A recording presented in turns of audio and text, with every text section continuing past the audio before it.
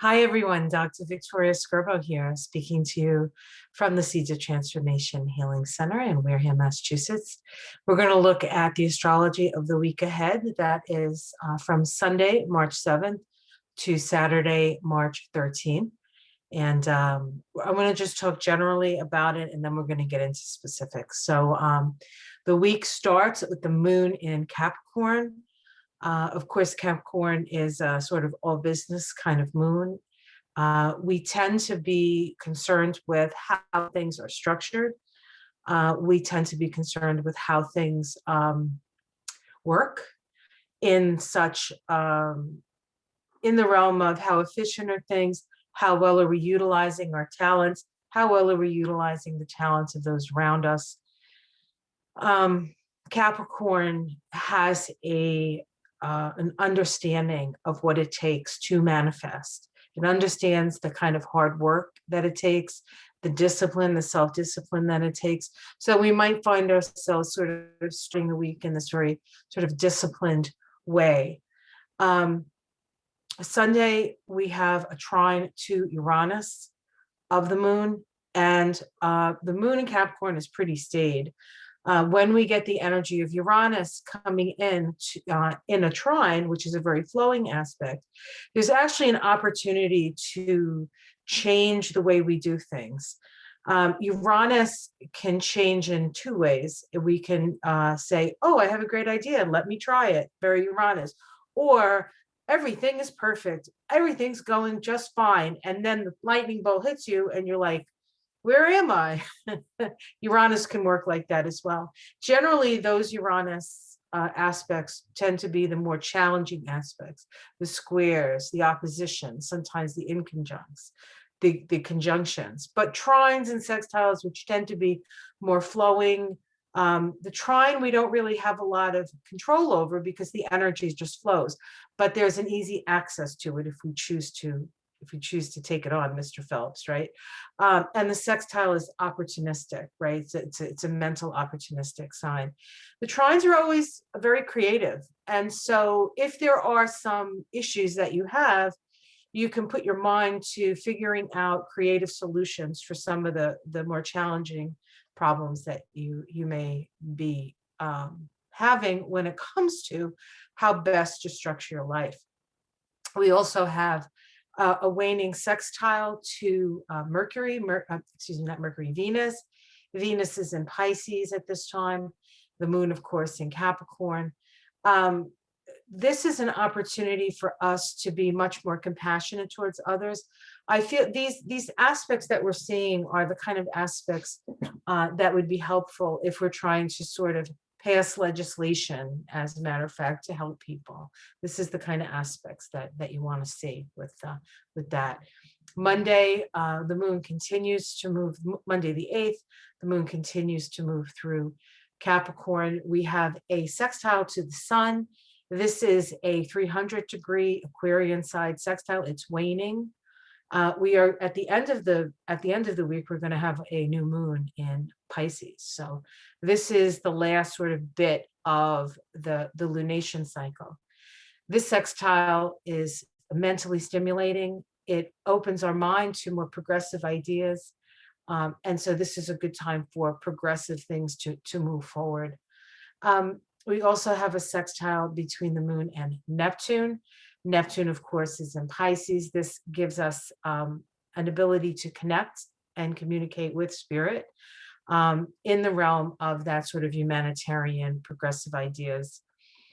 And then the moon makes a conjunction to Pluto, which it does every month when it moves into Capricorn. And that sort of sets things. It's sort of the moon is how we're feeling, and Pluto is that depth of the soul. And it's kind of, I see it as kind of a check-in. The moon checks in every month with Pluto and says, how am I doing? And what do I need to change, right? So that's the energy of that. Tuesday, we have a shift from the moon, from Capricorn to Aquarius. And we have a trine. Once the moon's in Aquarius, we have a trine to Mars. Remember, Mars just moved into Gemini. And so there's flow, it's a trine. It is a waning trine. So this is an opportunity to share what we know, share our knowledge, and to try to move things forward, to actually build a better structure, whether it's the structure of power or a structure in your life, and such. So a lot of really positive aspects as we move through the week when it comes to the changes that we are capable of doing if we put our mind to it and if we put our energy towards it. Tuesday, we also have the moon make a square to Uranus.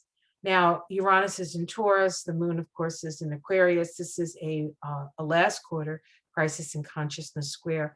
So this could be coming up a feel for rebellion, a real sense of wanting to rebel. And then after that, we have the moon make a conjunction to Saturn, because Saturn is in Aquarius. Tomorrow, it makes a conjunction to Jupiter.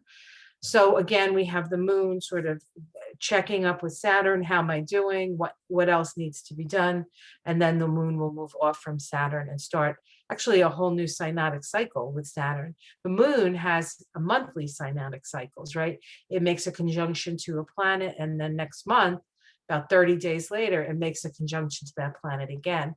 And so the moon is our daily stuff. And so each month we have these themes, right? Each month we make these sort of touchstones with what is, where we're at, and where we need to go. Wednesday, the moon is in Aquarius still. It makes a trine to the North Node in Gemini. So again, this moon in Aquarius, which is a humanitarian moon, it's concerned with the common good, makes a trine to the North Node in Gemini. Our need to get the facts, our need to communicate to one another. And then, of course, it's making, at the same time, it's making a sextile to the South Node in Sagittarius, to the point that we are being asked to release perhaps beliefs that no longer serve us. But also in that South Node, we have talents and abilities that we're bringing forth from other lifetimes. So it's not just about letting go of what doesn't serve, but it can also be about bringing in talents and abilities that we have that can aid us in moving in the direction of that North Node. So what happens is where am I here? The moon actually, and it's a quick thing. So it's not, the moon doesn't spend that much time because it moves so fast, but it's sort of like an opportunity to sort of move forward and get us in that direction of the North Node. The moon then makes its conjunction to Jupiter, right? Jupiter in Aquarius. And this is much more of an expansive energy, right? What is it that we need to expand out into? What are our beliefs about certain things? That kind of thing. What's the truth, Jupiter? What's the truth? Or we can also see Jupiter as some legislation. We can see it as law and truth and justice, and all that stuff can be Jupiter as well. And then on Wednesday, we have a conjunction between the Sun and Neptune. This is the start of the Neptune Sun synodic cycle. It happens once a year. The Sun brings illumination, and Neptune is spirit. It's unity consciousness. So we have a illumination around how we're all connected. It also can make things a little bit foggier than we would like. The Sun delineates things and Neptune fogs them up. So you're taking those two energies and bringing them together. So it's like you see clearly and then you don't, then you see clearly and then you don't. So it's almost like walking between the worlds when Neptune does that. It is occurring at 21 degrees of Pisces, and I will read to you what 21 degrees of Pisces is from my Dane Rogers book here. And this is especially special to me because this is actually happening on my moon. Under the watchful and kind eye of a Chinese servant, a girl fondles a little white lamb. Growth in consciousness in the earliest tactile awareness of the wonders of unsophisticated living. I talk more broadly about this in my monthly. I get into more detail on this this Sabian symbol, excuse me. And it says here,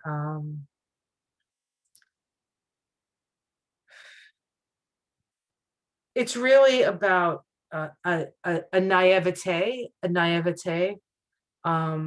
It says here, a vision of white hope, a hope for a future that can only be felt, almost naively. So this is a very hopeful energy as we start this this process, this synodic cycle with Neptune. And then the moon makes a conjunction to Mercury, which is in Pisces as well. On Thursday, we have the moon shifting. Oh, did I say Pisces? I'm sorry. The moon makes a conjunction to Mercury in Aquarius. On Thursday, the moon moves from Aquarius into Pisces. And the only real aspect occurring, and this is probably the most irritating day, would be Thursday. We have a square between the moon in Pisces and Mars in Gemini. The interesting thing, the moon in Pisces can be very diffuse, and Mars in Gemini can cause us to move in two different directions. So there's a challenge about sort of moving forward with this energy, because there can be confusion, there can be challenges in that respect. And it is, let's see, it's a last quarter square, right? Yeah, it's a last quarter square. And so we may even experience maybe watching the politicians try to figure out what they're going to do to help us. And all of this like confusion and people being ridiculous and all that stuff can be very frustrating. So that's Thursday. So Thursday is a little bit of a challenge. Friday, we have the moon in Pisces all day again, and it makes a sextile to Uranus, which is it's a waning sextile, so it has the energy of working towards the common good, that progressive energy. And so we can see that progressive energy moving forward. It's as if, everything's sort of moving. Thursday comes and it's like, and then Friday comes and it finds its groove again. We also have the moon make a square to the nodes of the moon. So the moon is making a square to its own nodes. This requires us to go back to the past and see how our beliefs are affecting our ability to communicate, And then the moon makes a conjunction to Venus in Pisces, which is actually a beautiful way of sort of wrapping up the day. Saturday, we have a new moon in Pisces. It's occurring at 24 degrees of Pisces. So let me read that to you, 24 degrees of Pisces. Oops. I got distracted for a moment. It happens. Now, new moons are always new beginnings. And Pisces is an interesting new moon because it's a new moon in the last sign of the zodiac. And so there's even though it's a new moon, there's always sort of a wrapping up energy that comes with Pisces. 24 degrees of Pisces. On a small island surrounded by a vast expanse of the sea, people are seen living in close interaction. And the keynote here is the need to consciously accept one's own personal limitations in order to concentrate on the energies and to live a centered and fulfilled life. It says every individualized person is a small island in a vast ocean of mankind. The ego fulfills a necessary function as it sets boundaries and gives a specific character to the consciousness. Within these boundaries, a complex interplay, linking and integrating the various aspects of the personal life can operate constructively. In time, these ego boundaries can not only expand, but can become a zone of intense interchange between the inner and outer, between the individual and the community, between the man and the universe. This stage symbol tells us that the first duty of any man or woman is to be truly what he or she is as an individual. But this individual has a particular dharma, a place and function in the vaster whole. The island's inhabitants get sustenance from the sea, and in time they learn to navigate the sea and interact with other islanders, and all eventually will come to realize their oneness within the whole earth, which includes everything, all consciousness, plant, mineral, animal, insect, galactic, all consciousness.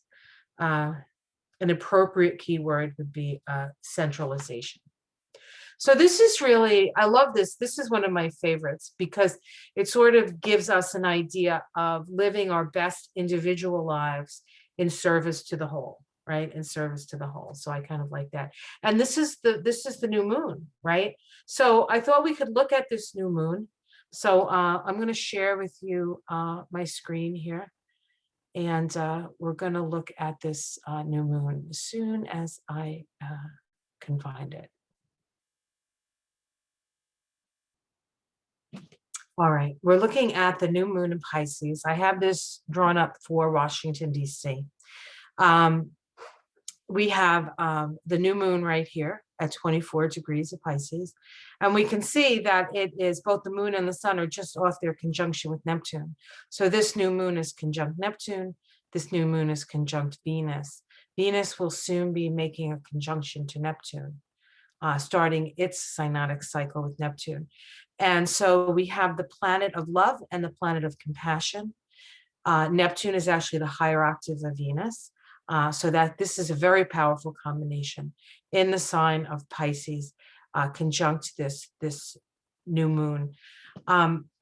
Pisces is the energy of the great cosmic sea. And within it is all this potential, but there's no definition. So as we see this new moon, we can utilize our imaginations to focus on that which we want to bring forth. And then also leaving it open, because we don't want to necessarily limit. Neptune is cosmic, is mass consciousness. So it's very important at this time what you're focusing on, because it's almost like it can create a tidal wave of energy, right? A tidal wave of energy. So we have this giant sort of well, we couldn't call it a conflagration because it's Pisces, but this giant well of imagination. We see that Ceres is almost making its conjunction to Chiron. Ceres is the energy of nurturing. It's also can be the energy of grief. This is the goddess of the grain, and conjunct Chiron, this is starting a new synodic cycle between Ceres and Chiron. And Ceres is about nurturance, and Chiron in Aries can be somewhat of a wound of isolation, a wound of maybe not deserving life, and the wounded masculine, whether you're a woman or a man, this brings up the wounded masculine.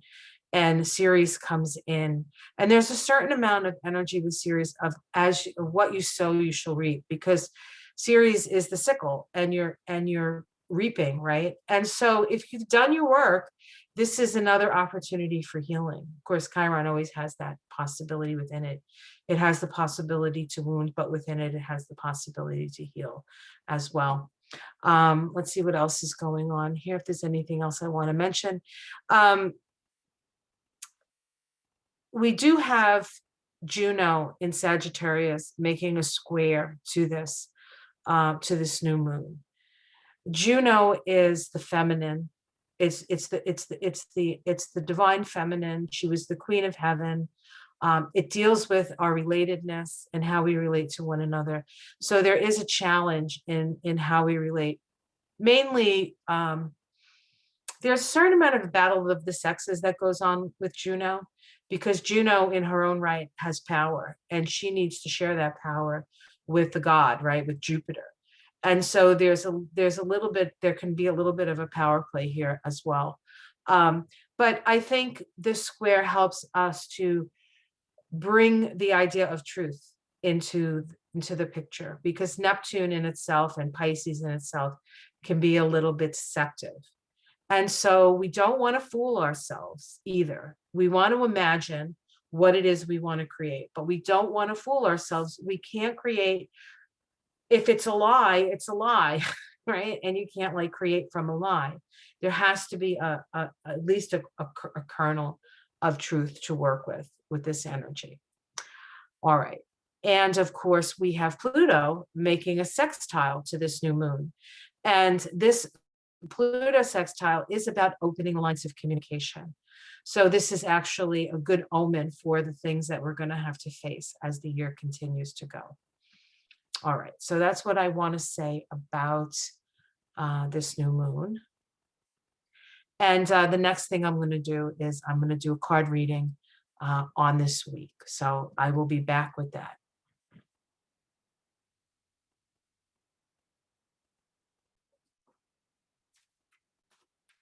All right, so this is a card reading for the week, March 7th to March 13th. What do we need to be aware of? What do we need to be aware of? The moon during this period runs from Capricorn to Pisces, ending with that Pisces new moon at 24 degrees of Pisces. So let's see. I'm using the Arcanum deck, Arcanum Tarot. All right.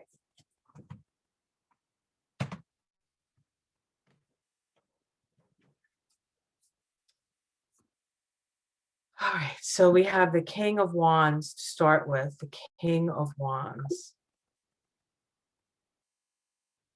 All right. Crossed by the Three of Cups. Three of Cups, oops. At the bottom, at the root, we have the Knight of Cups. In the past, the Two of Pentacles. In the sky, the King of Cups. And the outcome, the Two of Wands. Let's keep pulling. How it's seen from the outside, we have the Emperor, the domestic situation, the High Priestess, hopes and fears, the Hierophant reversed, and the Four of Cups. Let's see if we can get a major arcana. Justice. Justice.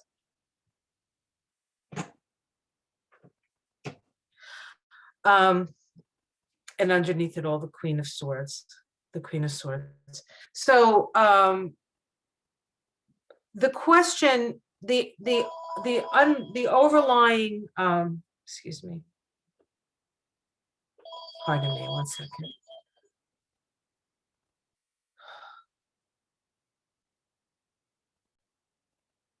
Okay, hopefully you didn't hear that.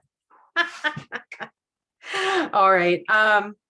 So the initial energy with the the King of Wands, the King of Wands. The King of Wands is the energy of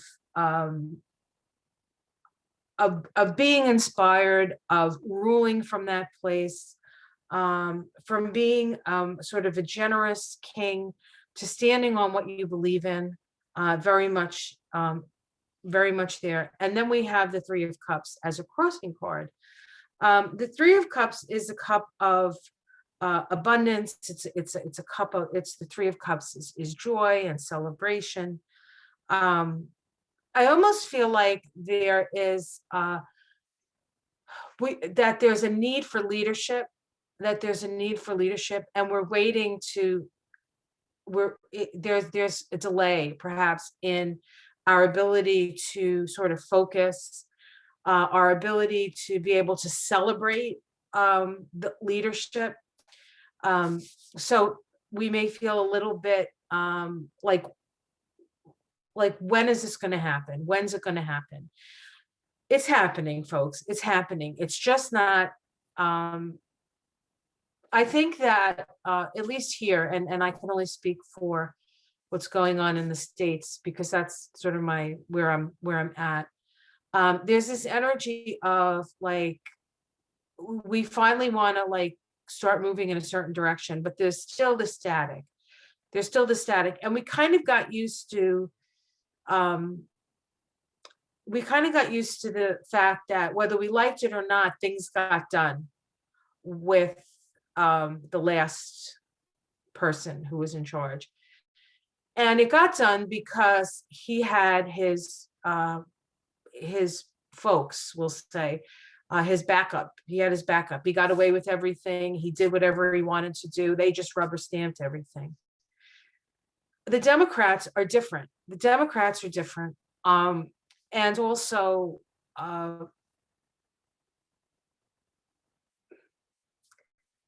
it's just harder. It's harder to move things forward than it was because we're actually doing things that are good.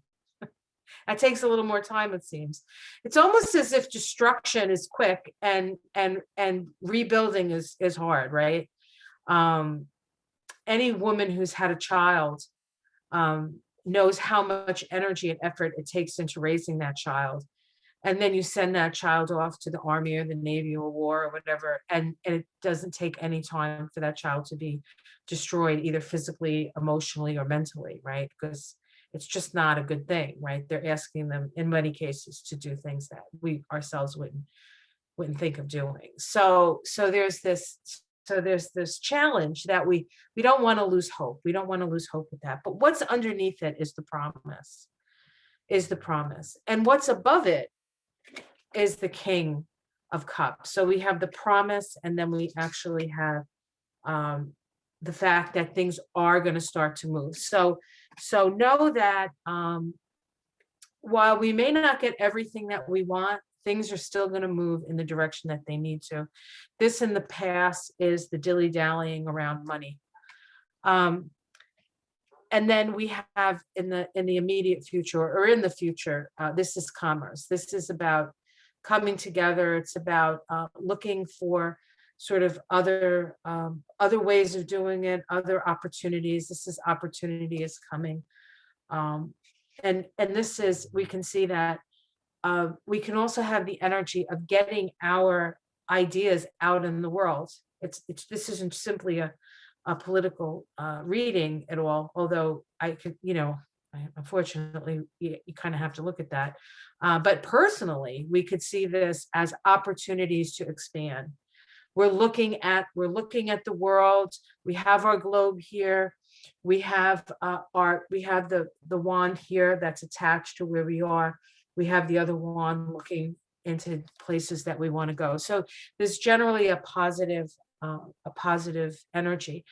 The first card, the King, crossed by the Three of Cups. Now we have the Two of Wands. So things are happening. How it's seen from the outside, this is challenges of leadership, and that's true of us personally as well as the leaders. The domestic situation, the High Priestess.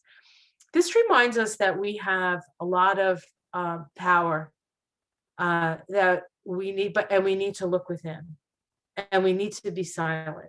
I think it's important to keep your ideas to yourself at this time. Keep your ideas to yourself. Everything is sort of in that cauldron of Pisces, and so it's not quite ready to manifest itself. And so keep your own counsel. I think that's what it says. Hopes and fears. It was a fear, I believe, because it was upside down, that the government is not going to work. The Four of Cups is the energy that of the outcome, right? The outcome of the week. So there's going to be, it's not going to be, there are things being offered to us, but we have to be willing to look up from the doldrums. We have to be able to look up from our own sort of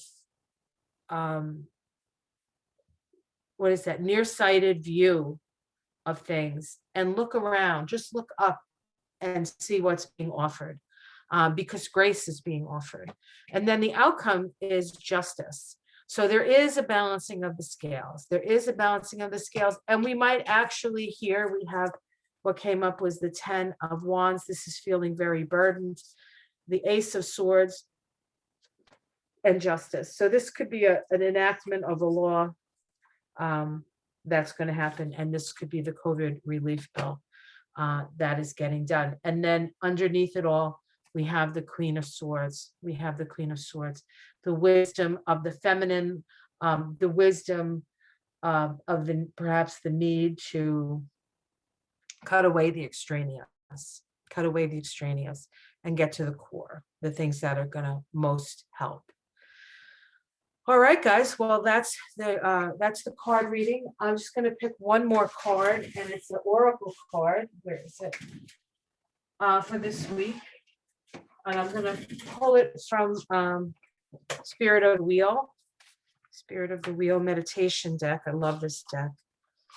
And we're just going to pick one card. So just give me a second, and I do have to read it from the book. So, oops. What do you have to show us? What do you have to show us? What to show us? What to show us? What to show us? What do we need to know this week?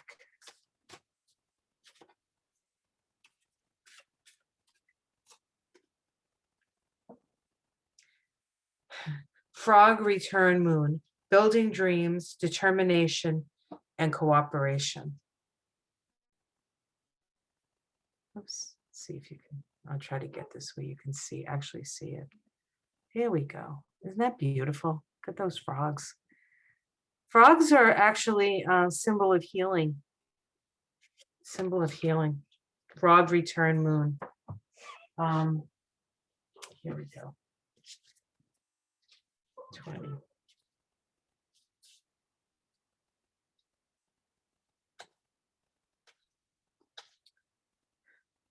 The frog return moon card, excuse me, to do this,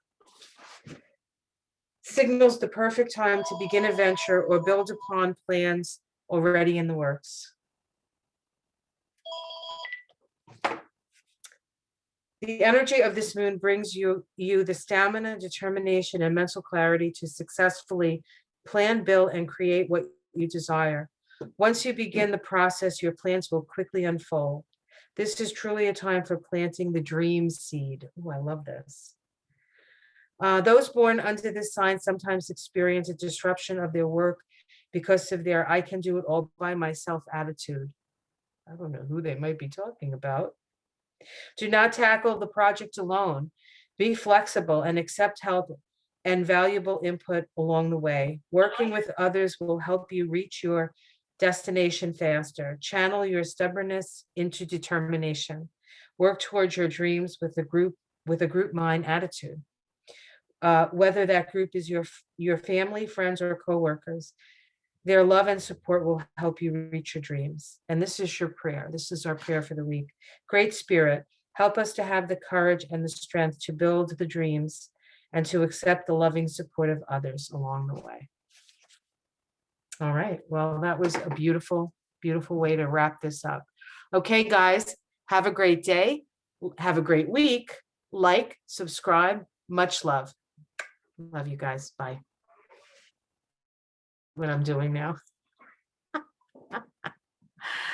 Goodness gracious.